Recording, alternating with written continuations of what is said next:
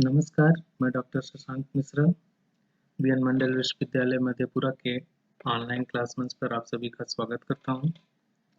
आज की मेरी राजनीति विज्ञान की क्लास का विषय है भारत के संविधान की प्रमुख विशेषताएं।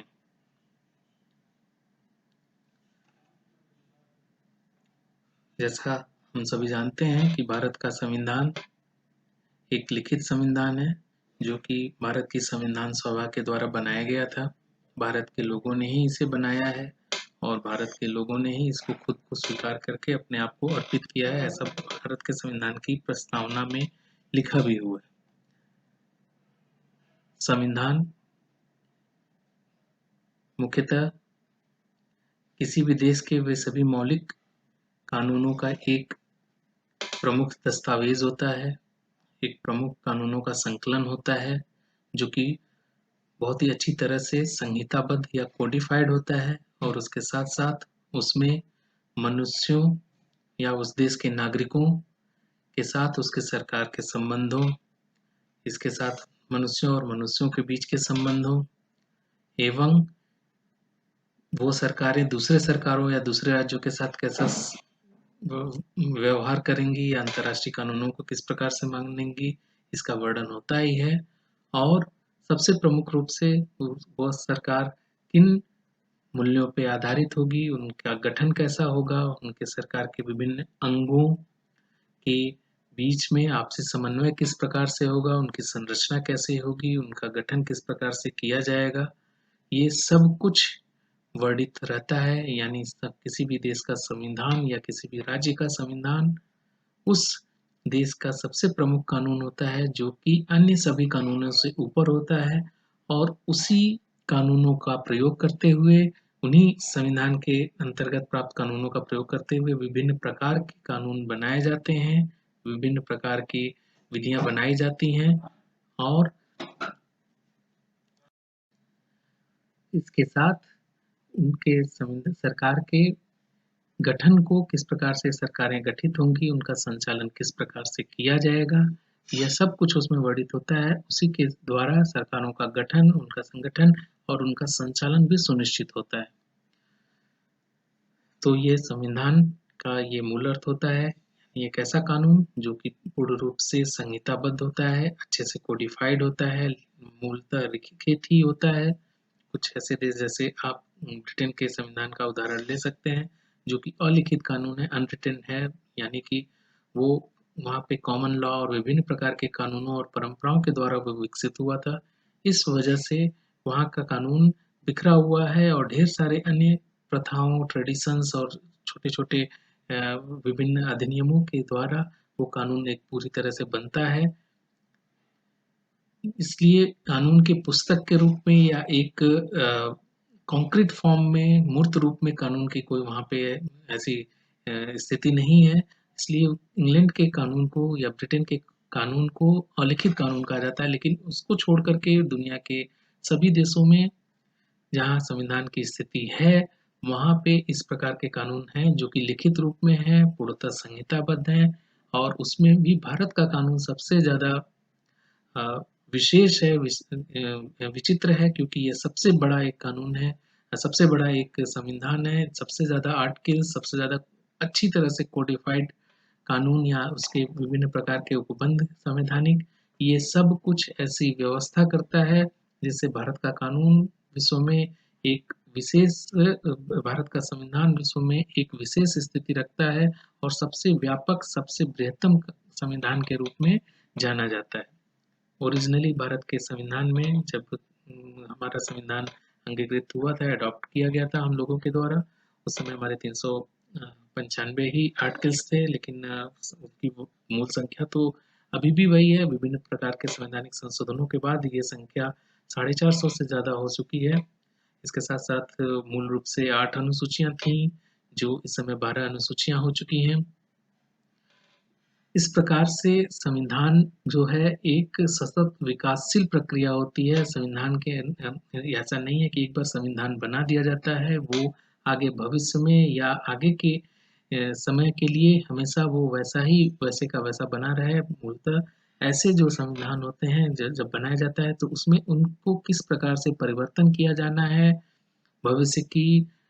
आवश्यकताओं को देखते हुए इसका भी उल्लेख उसमें किया गया रहता है। कुछ ऐसे कानून होते हैं जो बहुत आसानी से उसमें संवैधानिक कानून बदले जा सकते हैं, जबकि कुछ जो है टफ होते हैं, या बहुत सारे देशों के संविधानों की व्यवस्था है कि उनकी संवैधानिक विधियों को आसानी से नहीं बदला जा सकता है। भारत में इन इन आगे मैं ये बताऊँगा उनकी विशेषताओं में कि हमारा एक कठोर और लचीले संविधान के बीच की व्यवस्था करता है। यानी हमें हमारा संविधान में ज़्यादातर विधियों को बहुत आसानी से बदला भी जा सकता है। बहुत सारी विधियों को मध्यम प्रकार के व्यवस्था करके, यानी संसद बहुत आसानी से तो नहीं, लेकिन हाँ, इतनी कठिनाई से भी नहीं, उसको पास करने में थोड़ी मेहनत लगती है। उसमें विभिन्न प्रकार की मेजॉरिटीज़ को जो देखना होता है, वो देखा जाता है। इसी के साथ-साथ कुछ ऐसे उपबंध हैं जिसको बहुत कठिनाई पूर्वक बदला जा सकता है, जिसमें 2/3 बहुमत के साथ-साथ आधे से ज़्यादा विधानमंडलों की स्वीकृति भी आवश्यक होती है राज्यों के। ऐसी व्यवस्था भी है जिससे भारत के संविधान को एक कठोर रूप भी दिया जाता है, यानी बहुत ही आसानी से उसके कुछ उपबंधों को, कुछ कानूनों को नहीं बदला जा सकता है। तो हम ये देखते हैं कि आज भारत का संविधान जो है एक लिखित संविधान है, एक बहुत ही अच्छी तरह से कोडिफाइड संविधान है, संहिताबद्ध है। संहिताबद्ध का हमारा आशय ऐसा है कि जिसमें एक-एक शब्दों के चयन और उनके वाक्यों का क्या अर्थ होगा और अर्थ का अनर्थ ना हो जाए, इसकी भी वो व्यवस्था करते हुए उनको बहुत ही अच्छे भाषाई ढंग से रखा जाता है, जिससे कि उसका मंतव्य जो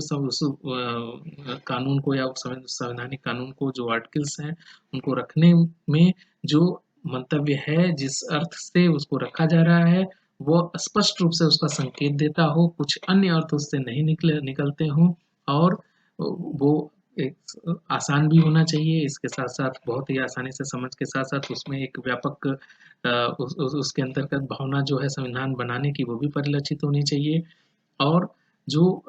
जिस मंतव्य से हम उनको बनाते हैं, वो भी उसमें स्पष्ट होना चाहिए। इसी वजहों से संहिताबद्ध करना आवश्यक होता है। जो भी कानून हमारे बनाए गए रहते हैं, जो भी हमारे आर्डर, आदेश सरकारी होते हैं, वो सब कुछ संहिताबद्ध होते हैं, लेकिन संविधान के अंतर्गत जो कुछ भी वर्णित होता है, वो भारत के संविधान में मूलतः बहुत ही अच्छी तरीके से विचार-विमर्श करने के बाद, वाद-विवाद करने के बाद बना कर के उसको रखा जाता है, या जो ओरिजिनली हमारा मूल कानून था, जिसको हम लोगों ने आज़ादी के समय स्वीकार किया था, उसको हम लोगों ने बहुत ही विचार-विमर्श के बाद रखा था, और एक-एक शब्द, कॉमा, फुल स्टॉप आदि को भी हम लोगों ने देखा कि उसका अर्थ क्या निकलता है। कहीं उससे कुछ अन्य अर्थ ना निकल जाएँ, जिससे कि आगे चल के कुछ लूपहोल्स पैदा हो जाएँ, इसलिए उसको संहिताबद्ध करना भी आवश्यक होता है, और हमारा संविधान संहिताबद्ध है। तो लिखित है, बहुत ही व्यापक है, और संहिताबद्ध भी कानून है, संविधान है हमारा। लेकिन इसके साथ-साथ कुछ अन्य उसके दार्शनिक पहलू भी हैं हमारे संविधान के, जो कि हमारे संविधान की प्रस्तावना में भी लिखा हुआ है कि हमारा जो संविधान है वो एक लोकतंत्रात्मक है, यानी कि हमारे संविधान के अंतर्गत जो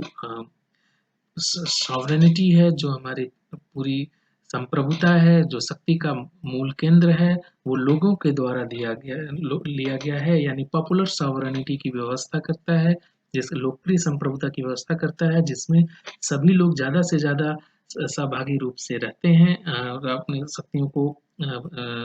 का स्रोत होते हैं, यानी सामान्य जनता ही शक्तियों का स्रोत होती है। व्यवस्था हमारे उद्देशिका में संविधान के लिखा भी हुआ है कि हमारी we the people of India, यानी हम भारत के लोग, ये लिखा हुआ है, यानी हम भारत के लोगों के द्वारा ये बनाया गया है, और इसके साथ-साथ हम लोगों ने उसको स्वीकार किया है आगे की व्यवस्थाओं को करने के लिए। आगे की जनरेशंस ने भी इसी प्रकार से उसको एडॉप्ट कर लिया है, और आगे चल के उसमें संशोधन इत्यादि भी जो उचित प्रावधान होता है उस आधारों पे किया जाता है।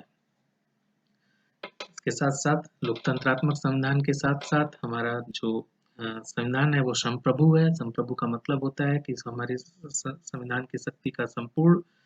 जो स्रोत है, और इसके साथ-साथ जो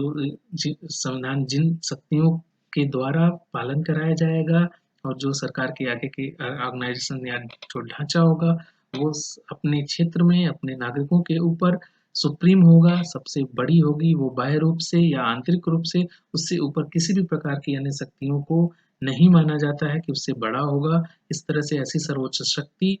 जो कि राज्य के केंद्र में होती है, राज्य उनका संचालन करता है, वो संविधान के द्वारा प्रदत्त की जाती है, वो संप्रभु है और आंतरिक और बाह्य रूपों में दोनों। आंतरिक का मतलब ये है कि अपने राज्य के सीमाओं के अंतर्गत रहते हुए अन्य सभी प्रकार के समूहों, संगठनों एवं शक्तियों से ऊपर है, और बाह्य क्षेत्र का मतलब किसी भी अन्य देश, किसी भी अन्य अंतर्राष्ट्रीय संगठनों के अधीन न होते हुए हमारे भारत का संविधान जो है वो अपने आप में संप्रभु है। विभिन्न प्रकार के संवैधानिक वो अंतर्राष्ट्रीय संधियों को या समूहों में जाने को उसको बाध्य नहीं किया जा सकता है। वो अपने मन से खुद से ऐसी उसकी स्वीकृति होगी तो यहाँ के देशों के लोग या ऐसी यहाँ की संप्रभु जो सरकार है वो जैसा डिसीजन लेगी उसका पालन आगे चल के अंतर्राष्ट्रीय विधियों में भी किया जाएगा। जब हमारा देश आज़ाद हुआ तो उस समय ब्रिटिश गवर्नमेंट से आज़ाद हुआ था यूनाइटेड किंगडम, जो कॉमनवेल्थ के जो देश थे, कॉमनवेल्थ जो एसोसिएशन था देशों का, इसके अंतर्गत ब्रिटिश साम्राज्य के अधीन विभिन्न प्रकार के जो देश थे उनके वो उनको अपने सुप्रीम शक्ति के रूप में मानते थे। तो कॉमनवेल्थ में भारत ने ये निर्णय लिया कि वो कॉमनवेल्थ के देशों के एसोसिएशन में शामिल होगा, लेकिन ये था कि वो कॉमनवेल्थ के सभी देश ये मानते थे कि हम ब्रिटेन की महारानी को या ब्रिटेन के जो किंग होगा, जो क्राउन होगा, उसको हम अपने सरकार का या अपने शक्ति का मुखिया के रूप में मानेंगे। लेकिन भारत ने ऐसी स्थिति को बदला और इस पे काफ़ी विचार विमर्श भी हुआ, विरोध भी हुआ था कॉमनवेल्थ में जाने का, कि भारत ने कहा कि हम संप्रभु होते हुए भी एक हमारा चूँकि शुरू से एक ब्रिटिश गवर्नमेंट से हमारा एक लगाव है, हम ट्रेडिशनली अब बँधे हुए हैं, बहुत सारा समय हमारा ब्रिटेन के साथ रहा है और हम हमारे जो मूल्य हैं वो ब्रिटिश मूल्य से भी बहुत अच्छी तरीके से एक दूसरे से मिलते-जुलते हैं। इस वजह से हम उसमें शामिल होंगे, लेकिन हम ब्रिटिश क्राउन की किसी भी प्रकार की अधीनस्थता स्वीकार नहीं करेंगे, बल्कि हम एक स्वतंत्र देश के रूप में कॉमनवेल्थ को ज्वाइन करेंगे। और इस प्रकार के संदेश को देते हुए भारत जो है कॉमनवेल्थ में जुड़ा था। यानी कॉमनवेल्थ जुड़ने के बाद भारत की जो बाह्य संप्रभुता है वो किसी भी प्रकार से कम नहीं हुई थी या फिर किसी दूसरे देश के अधीन नहीं हुई थी, और धीरे-धीरे आगे चल के कॉमनवेल्थ का एक जो सामान्य प्रभाव है देशों में, जब ब्रिटिश एम्पायर था वो खत्म होने के साथ-साथ उसका एक अंतर्राष्ट्रीय क्षेत्र में ही महत्व हो गया। आजकल के कॉमनवेल्थ का जो हमारा सिस्टम है वो मूलतः सांस्कृतिक संगठनों सहयोग पे आधारित है, या फिर जो कॉमनवेल्थ गेम्स होते हैं या इस प्रकार के जो नॉन स्टेट ज़्यादातर जो क्रियाकलाप होते हैं कॉमनवेल्थ उससे जुड़ा हुआ होता है। तो एक एसोसिएशन तो है, एक भावना तो है कॉमनवेल्थ में, लेकिन हम किसी भी तरह से ब्रिटेन के क्राउन के अंतर्गत नहीं हैं। इस धारणा के साथ भारत ने कॉमनवेल्थ ज्वाइन किया था और इस प्रकार से उसकी बाह्य संप्रभुता में किसी भी प्रकार का ब्रिटिश हस्तक्षेप नहीं माना जा सकता है। अगली विशेषता में हम देखते हैं कि भारत का जो संविधान है एक न ही वो कठोर संविधान है, न ही लचीला है। यानी भारत के संविधान को कुछ उपबंधों को, कुछ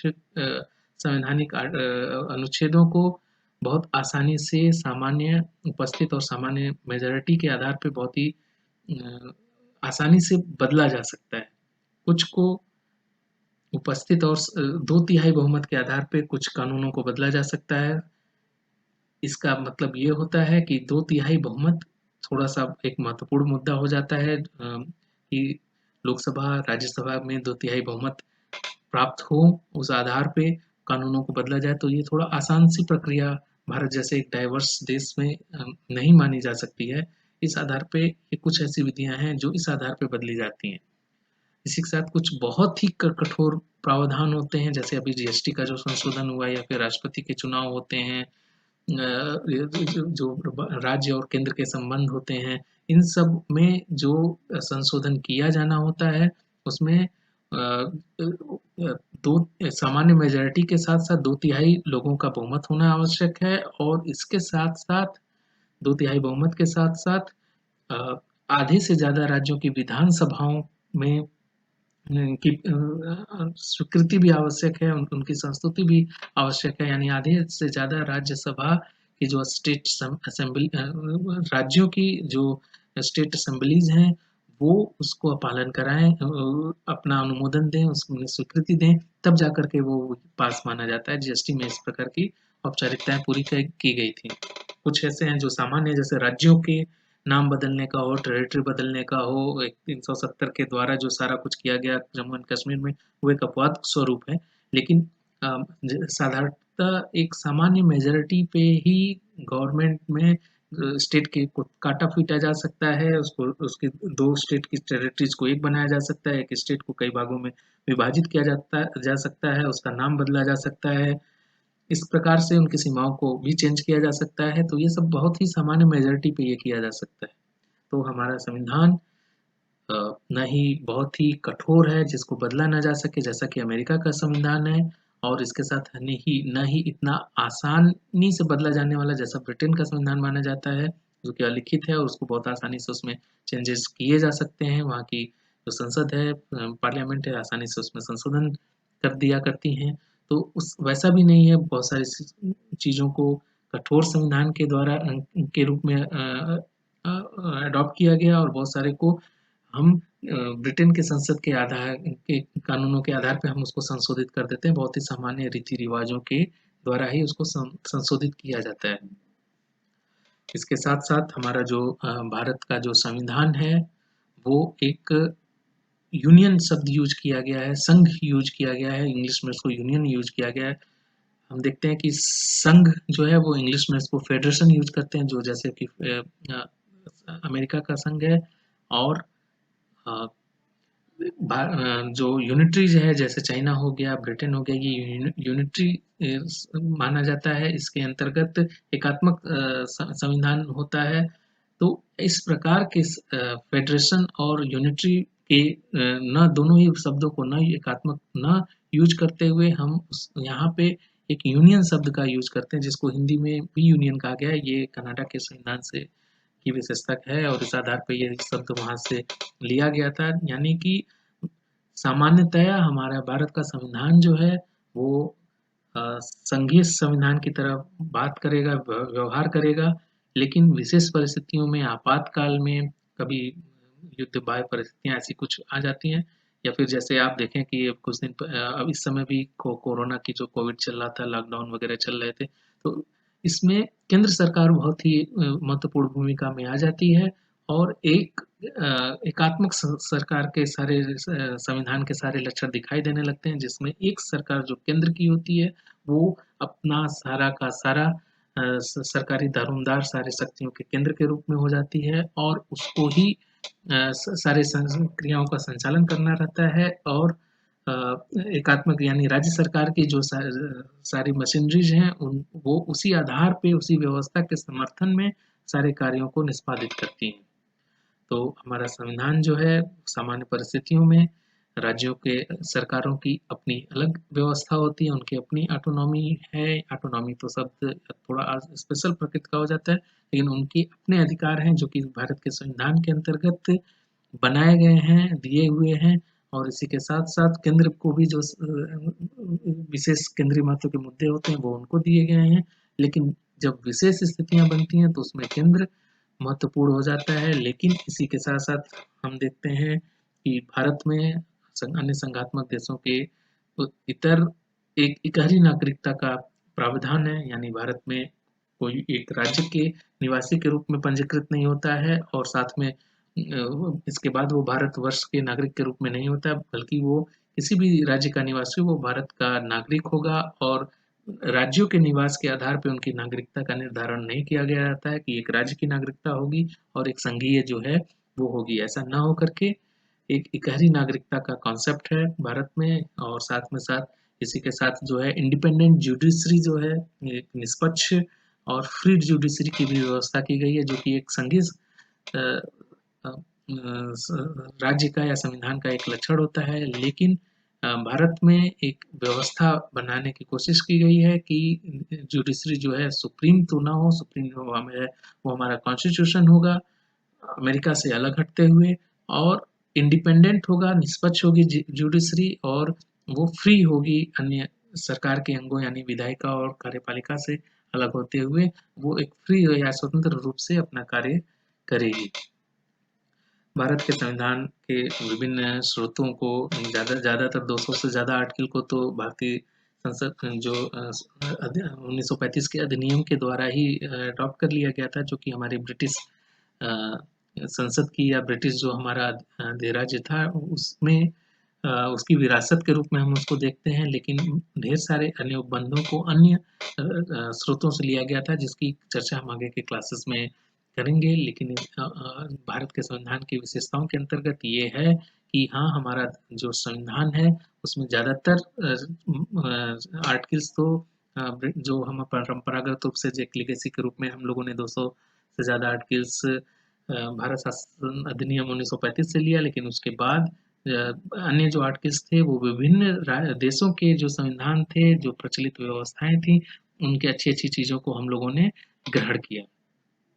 इसके साथ-साथ भारतीय संविधान की एक अन्य महत्वपूर्ण व्यवस्था रूल ऑफ लॉ और रिपब्लिक है, यानी रिपब्लिक का मतलब गणराज्य है। गणराज्य का मतलब ये होता है कि भारत में वंशानुगत आधार पे सत्ता का केंद्र या सरकारी पदों को लोग नहीं ग्रहण करेंगे, बल्कि वह स्वतंत्र रूप से किसी भी व्यक्ति के द्वारा, उस देश के नागरिक के द्वारा उसको ग्रहण किया जा सकता है, जो कि उस देश में वो व्यवस्था हो, यानी आम चुनाव के द्वारा लोकतंत्रात्मक आधार पे भारत का राष्ट्रपति, प्रधानमंत्री इत्यादि बन सकते हैं। और रिपब्लिक का मतलब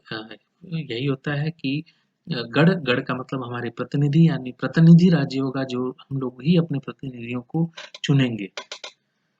और इसके साथ रूल ऑफ लॉ की व्यवस्था की गई, यानी हमारे देश में किसी व्यक्ति का भी जो प्रतिनिधि होंगे उनका भी शासन नहीं होगा, बल्कि संविधान या कानून का शासन होगा, रूल ऑफ लॉ होगा। और वही सबसे महत्वपूर्ण भूमिका में रहेगा, यानी कोई व्यक्ति विशेष की पूजा या उनकी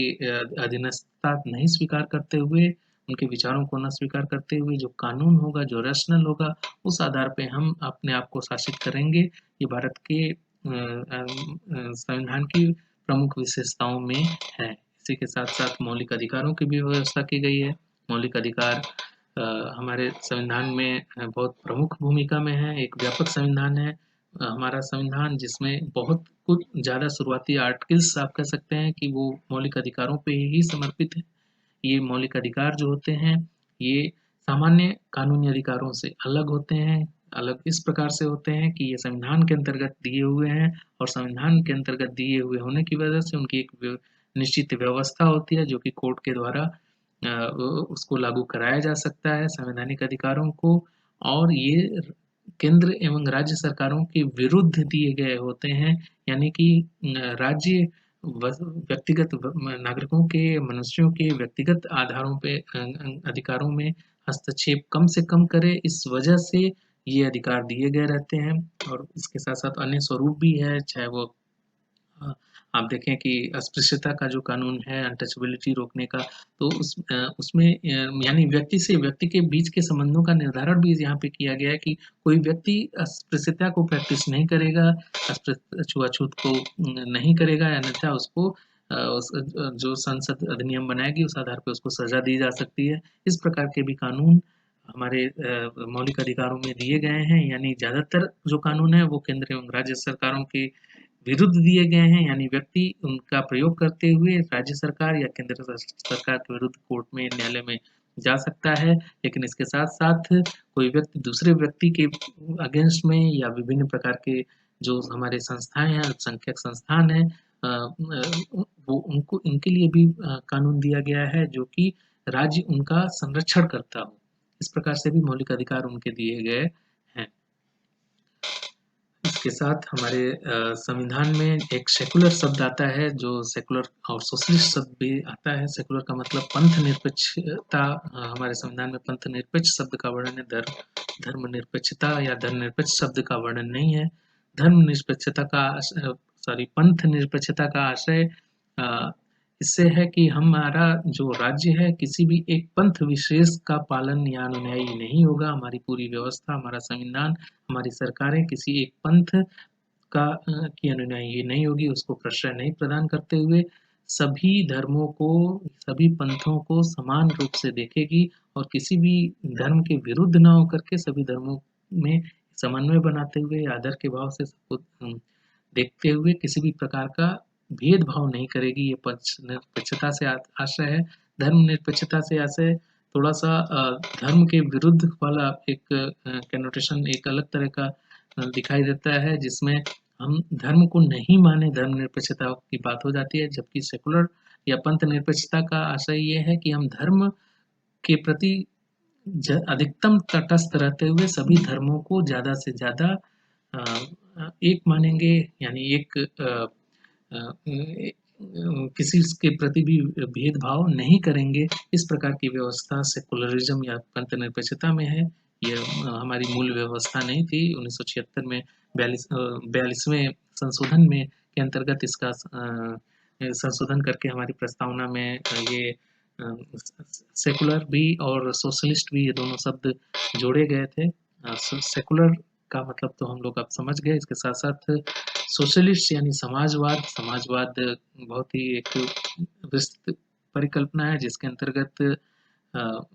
विभिन्न प्रकार के कम्युनिस्ट, वामपंथी कम्युनिस्ट और समानता से संबंधित विचार आ सकते हैं। लेकिन हम यहाँ पे एक बहुत इसको शॉर्ट में देखते हुए ये कह सकते हैं कि एक कल्याणकारी राज्य की अवधारणा के साथ राज्य ये व्यवस्था करेगा कि हम यहाँ हमारे राज्य में पूंजी का असमान वितरण ना हो, उसके कंट्रोल भी असमान रूप से ना हो, और इसके साथ-साथ गरीब लोगों के या फिर शोषित और वंचितों के साथ-साथ सभी लोगों के कल्याण की व्यवस्था करेगा, यानी एक कल्याणकारी राज्य की व्यवस्था करेगा। ये 1976 में किया गया था। सोशलिस्ट उस समय